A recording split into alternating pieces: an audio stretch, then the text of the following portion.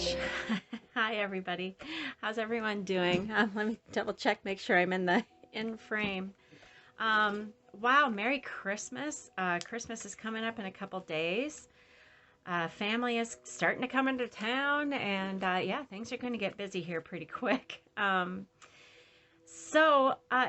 geez, I'm back after a long break. I'm so sorry. I absolutely didn't intend that to happen, but I do have to say, once I got back from the trip to Disney World with my mom, which I think I've told you about. Had a great, great time. I have just barely started sorting through some of the scraps and maps and receipts and all those sorts of things that we journalers like to keep.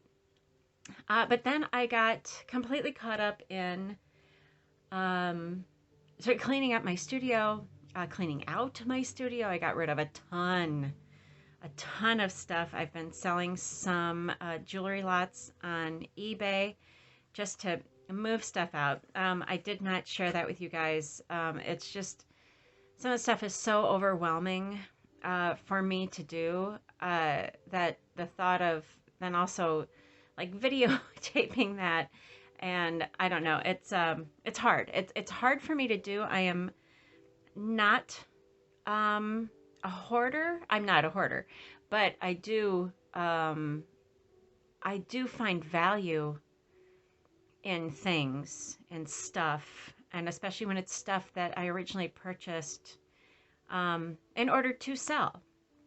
So that gets a little hard because it's like there's sort of a sunk cost in all of that stuff. And anyway, that's a blah blah blah blah blah psychobabble.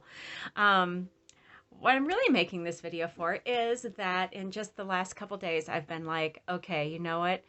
Some things in my studio are still kind of a mess. I did rearrange some things. I'm not quite sure how stuff should be set up in order for me to most easily access it. But I'm getting there. But the only way really to do that is to just start making stuff. And if there's something that you're like, wow, why am I always like rolling my chair halfway across the room to grab that thing? Probably means that thing needs to sit a little closer to your desk. So what I did find, and I will try to remember to put the links below. I'm really bad at this, you guys, but I'm going to get better. That's part of what I want to do this next year is get better at all of this stuff. This Dephemerember, I think it's 49 dragonflies, which some of you I'm sure know about. And a woman, Louise Heinzel. Oh man, I'm so bad. Anyway, they are doing this sort of collaborative every day in December, I think working up to Christmas. Of course, I found it way late, like 3 days ago. And they're every single day are doing a project, and not like that they're collaborating on that one project. They're each there's prompts for each day, and then each of them takes those prompts and interprets that in their own way. So I have been inspired to get my feet wet again. It's been a long time since I've done this, or it feels like a long time. It feels like a lot of time has passed since I've had time to really just sit down and get my hands dirty. So I thought I will take those prompts and do my own interpretation of that as well. So, yeah, this is day one. I think the prompt was, it might have been playing cards. I think it was playing cards and ribbon. And, so I'm going to share that with you, and I'm probably going to do a little bit of a to-do here as well. So, yeah, playing cards and ribbon. Now these cards came to me. There is an Etsy seller that I really like. I've ordered lots of playing cards from her, and the last batch that I got, I haven't really done that much with. She sells vintage cards. I actually will link you to her shop as well. I don't know where, she just gets the coolest stuff. And I ordered a few of these, and she sent me twice as many as I needed. She was like, I sent you some extra ones. I'm like, okay. Because I really loved those. So I decided to take those cards and do my playing card and ribbon project. And to me, that just translates as, a tag, you know. So let me share with you a little bit what I did. So these are the 4 tags that I made. The front's here, and they've just got some little scraps of paper that I've kept, and some postage stamps from around the world. So those are the ones that I made. Let me show you the back also. So I did sort of decoupage the backs with some pattern paper, and I think I will take you through what I did to make those. It's not earth-shattering. It's very easy. Really, honest to God, anyone can do this. Luckily for me, I already started out with some cards that are, a little bit scrunky anyway. I mean, look at the color on those. Those are not white anymore. Those are aged, very aged cards. What you're gonna need for this is, of course, a couple of cards, some tissue paper, some pattern paper. You could use tissue paper. You could use napkins, just whatever you like. I kind of have an affinity for tissue paper. I like to wad it up, and I love how the wrinkles show up on your project. So I did that. You also some distress ink. I like using archival ink rather than distress ink because I like it that this ink is permanent. It's waterproof. So if I put color there, it's going to stay. I just want it to stay. So I got that. This kind of makeup applicator that I use. I do have my other applicator, you know, with these pads that you put on. Either one. It doesn't really matter. Makeup sponge, whatever, is great. I also am using some matte gel. This, of course, most people know it's from Hobby Lobby. I mean, there's no sponsorships here. I'm just cheap, and this was, you know, half off. So that's why I've got this. And then I made I tried making a homemade like glitter spray. You know what? It's I don't even know where I got the idea from, but I tried making homemade glitter spray, and you might want to use real glitter spray.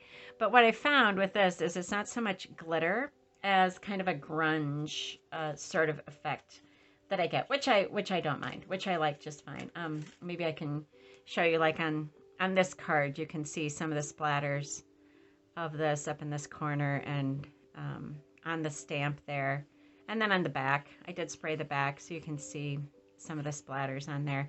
It's really more of a grunge, you know, dusty pink grunge spray. So I'm going to be using that, and then I also have my my eyelet setter, my crocodile, and some eyelets in this awesome Sanka jar. I bought this at a garage sale. I was like, that's so cool. So anyway, those are the things that I am using for this project. All right.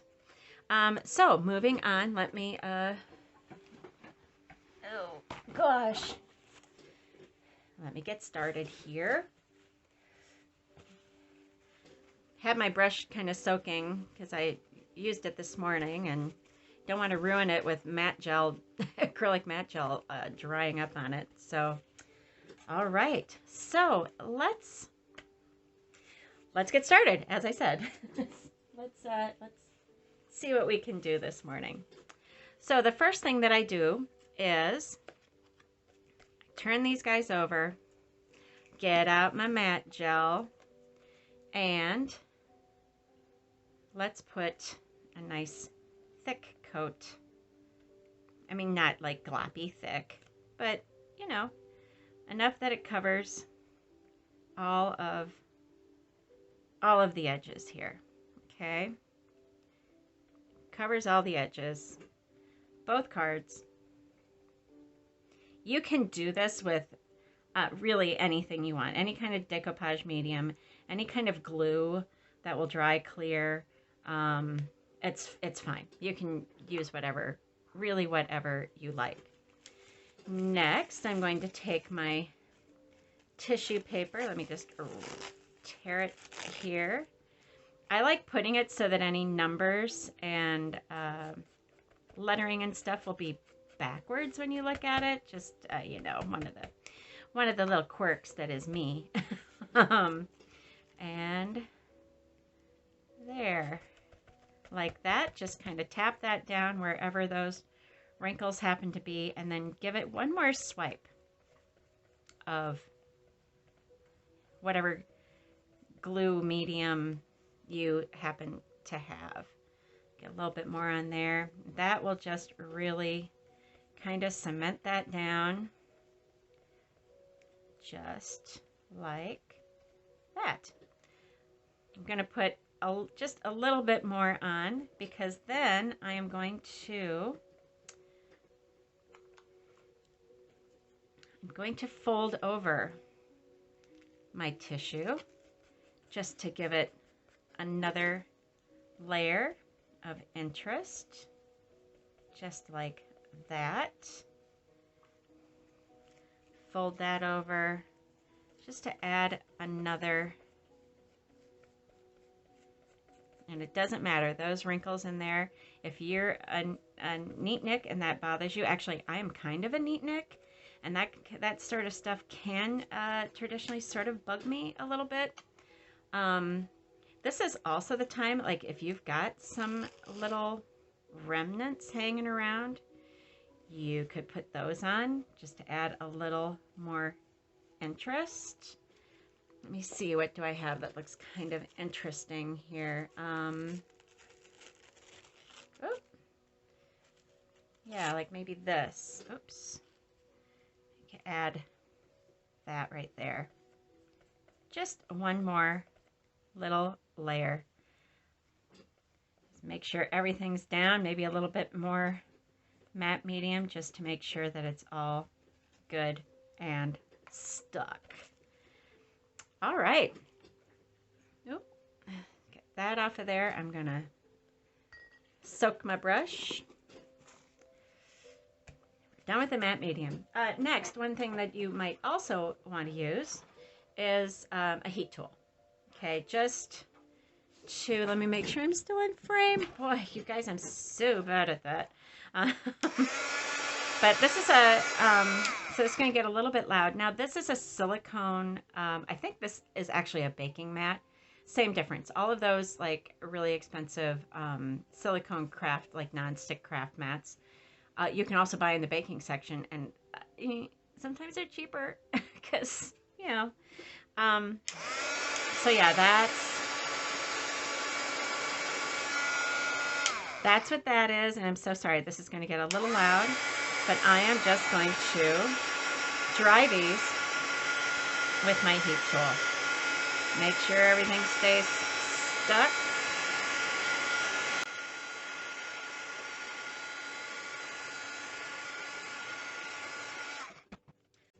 Okay, so right now I think that's dry enough. I can pick these up off of the backing here. And see, that's what's nice about this. Yeah, there's a little bit of residue there, but stuff doesn't, oh shoot. Stuff doesn't stick to it. Yeah, like,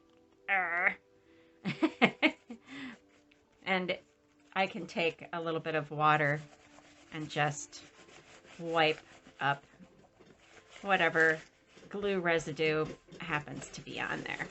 Okay, there's that. Shoot, that came a little bit unstuck, but I think I rescued it. And you can see how translucent this paper gets. Then what I do next is I set it down here, use a ruler or straight edge of some sort, so that it stops that paper from really separating from the card. This can be a little tough because pattern paper, which is something that I like about it, has a really strong grain to it. So like this piece of paper likes ripping this direction, but doesn't like ripping in this direction. It's very difficult to rip straight in the other direction. So that's why I use a straight edge. It sort of forces that on some of this paper that doesn't like to be torn in a straight line.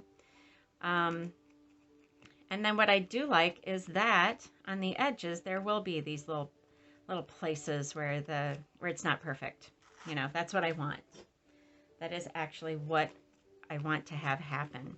So again, on the spot where the grain is a little bit iffy, I'm going to use a straight edge so that I can get a good line there. And then tear that off like that. Now these are still a little bit tacky, so I may take the heat tool to them one more time.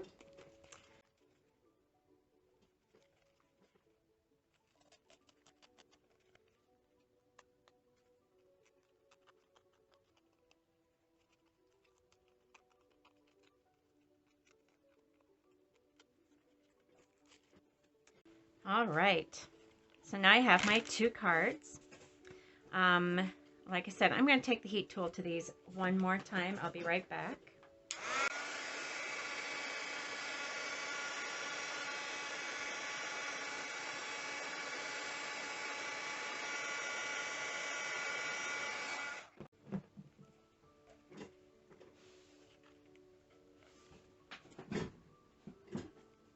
Okay. Next, I'm going to take my ink. I'm going to ink the edges. I really like this fern green, especially since all the stuff that I'm making, I would like it to go into sort of a nature themed journal. So I do love this green color, kind of mossy. So yeah, just ink the edges of the card up really nicely. The nice thing about these old cards is that you know, there's been a lot of wear on the edges of these, so the ink really stays nicely. And like I said, I like using the permanent waterproof inks to do this stuff because I want the color to stay where I put it. I don't want to decide that I need to glue something on it and then have all of the ink smear. And not that I don't love, I mean, this is Ranger, and not that I don't love the distress inks and things, but they're, you know, they're water activated, and it's not really something I'm interested in, at least right now. So at this point, then, what I need to do is pick out some ephemera and some paper scraps that I would like to use on these. Let me show you my crazy way that I store some of my paper scraps and ephemera. You might think this is crazy. If you like it, let me know. If you hate it, you should let me know that too. But it's I have a need to be organized, but I have a real I don't have a knack to be organized. So this was sort of my my effort to be organized. So I had this binder that I got at a thrift store. And I went and bought, you know, like the organizer pages for, what are they? Oh, it's like sports cards, like trading cards, like baseball cards. And just started storing my little ephemera, some of my Tim Holtz things in here. And I think on the other ones, you know, I did butterflies and birds. what's funny is I thought I had some Tim Holtz bird things, but I don't really. I do probably somewhere. I'm not sure where. But yeah, so I have just ephemera stuck in here. This is so cute. This actually is a little book cover that I just love. I don't know what to do with it. I might just scan it because it's so cute. Okay, so we've got some butterflies here. Maybe I will grab, I think these are butterflies that I fussy cut. Whew, let me tell you, fussy cutting just, I know that there are people who love fussy cutting. You know what, for me, the jury is still out on the fussy cutting thing. But let's grab this butterfly for one of the cards. And then let's also grab a stamp with a bird on it. A different bird than what I've had on my other ones. This one from Ireland is kind of nice. I like that bird. That's pretty cool. A pied wagtail. So we will use those two for these cards. And my paper scraps are getting a little low, you guys. I was keeping kind of end cuts. Wasn't sure what I wanted to do with them. Maybe we'll take that green. Maybe this yellow polka dot. This little guy here, use. And I don't know, maybe I'll take that. See what we can do with those. So anyway, this is my, like I said, my sort of ephemera storage thing. Let me leaf through a little bit. I do have like some Victorian trading cards in here. I have some old cigarette silks in here. Some actual vintage postcards. Most of this is trading cards. Or not trading cards, playing cards. Yeah, so anyway, that's lots of playing cards for me to stick into.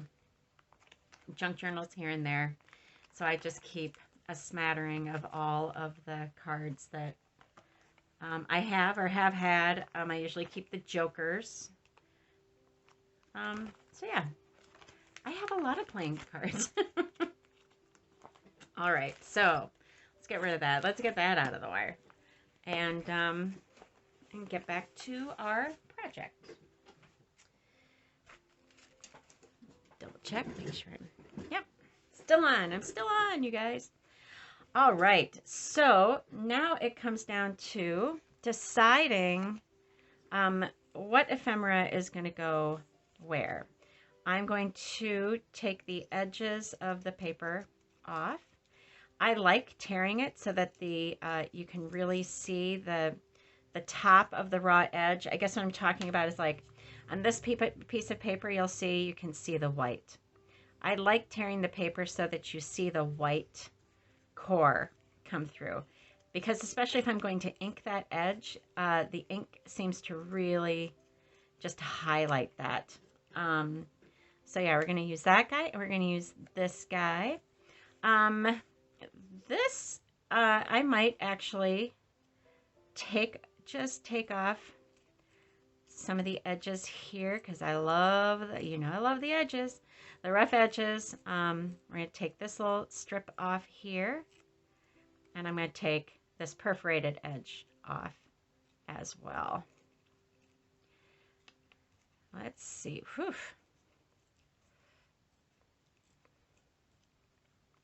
So we've got that piece.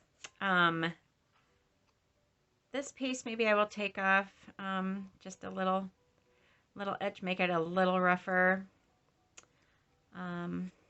Yeah, all these straight edges I'm just gonna tear, and I'm gonna do it in such a way that it leaves that sort of white core very visible. There. Yeah, we'll use you. Might just tear that off. I might leave that one. That one's light enough that you'll still really be able to see the ink. And this scrap we will take some edges off of as well. So yeah, you guys don't have to do exactly what I'm doing. You might not even like what I'm doing, but that's okay. I like what I'm doing. Oh, sorry you guys. I did all this work. I'm yakking away and realized that my camera had shut off like a really long time ago.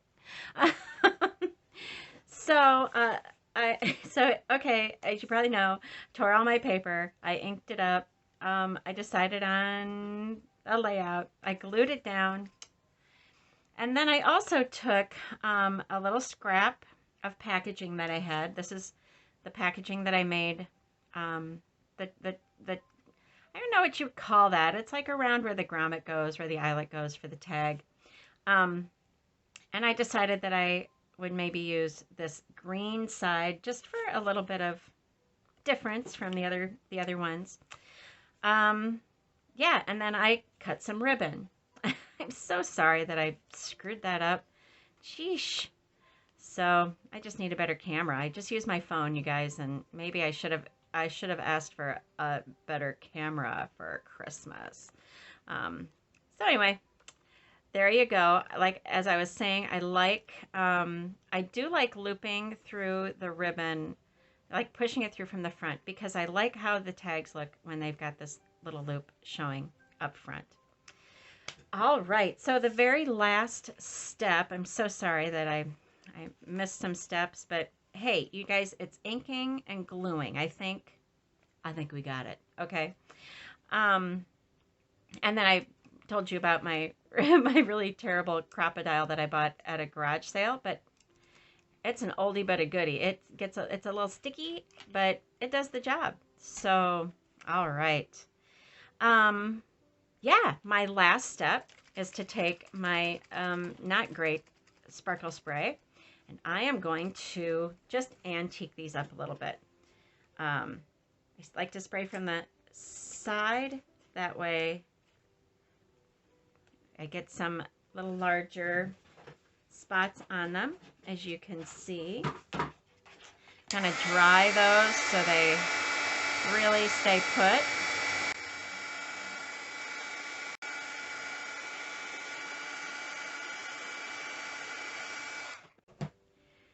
Gonna spray them again. So we get another layer.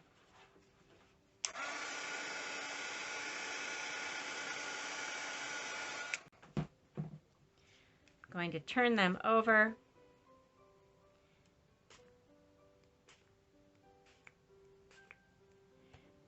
Grunge them up on this side.